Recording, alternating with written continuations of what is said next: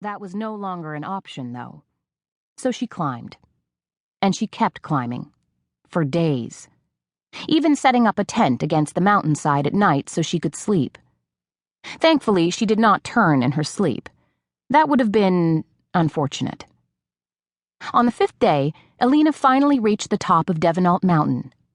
She pulled herself up over the final rock face and stayed on her knees, taking in deep breaths as she thanked whatever horse god might be listening. It was bright out, midday, so that big dark shadow that slowly covered her was a bit off-putting. She hoped it was a cloud, a big, nightmarish cloud that foretold a horrible storm. But she knew it was no cloud that covered her. Shoulders sagging, she looked behind her. It was big, so very big, and black like the diamonds from the Steppes dwarf mines. All of it black, its scales, its talons, its eyes, its long mane, all except its fangs. They were white, brilliantly so. They stared at each other for what felt like forever.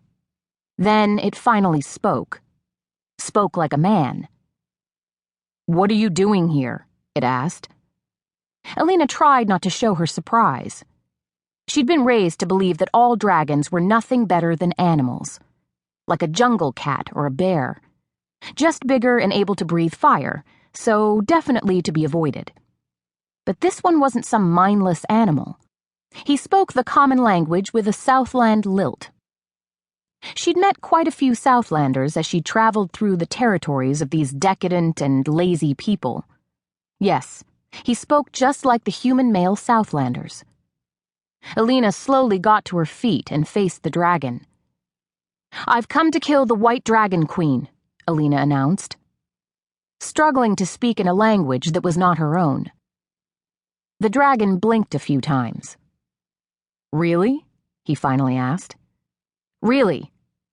"Huh," he said after a few seconds, then slowly turned and began to walk away as silently as he'd come. Elina was surprised. Perhaps the Dragon Queen's subjects weren't as loyal as her people thought. Perhaps they wanted this queen dead. Well, it didn't really matter to Elina. She had a task to die trying to do. Not a positive thought, but sadly an accurate one.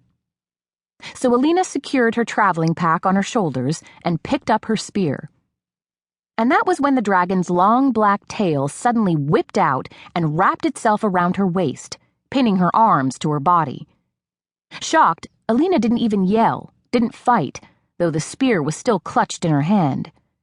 And the dragon walked on with Elina securely tucked into his tail. And he was humming.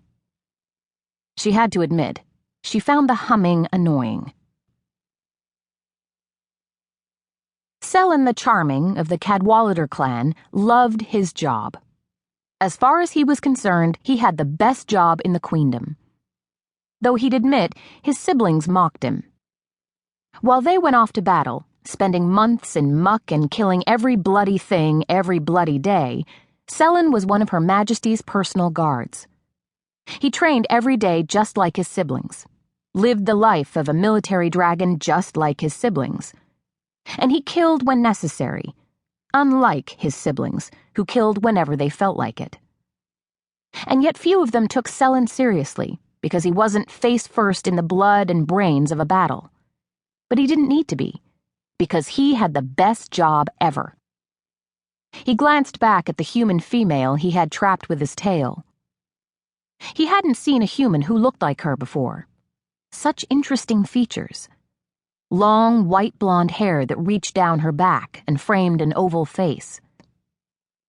Pale skin covered razor-sharp cheekbones beneath bright, bright blue eyes that were narrow like a house cat's.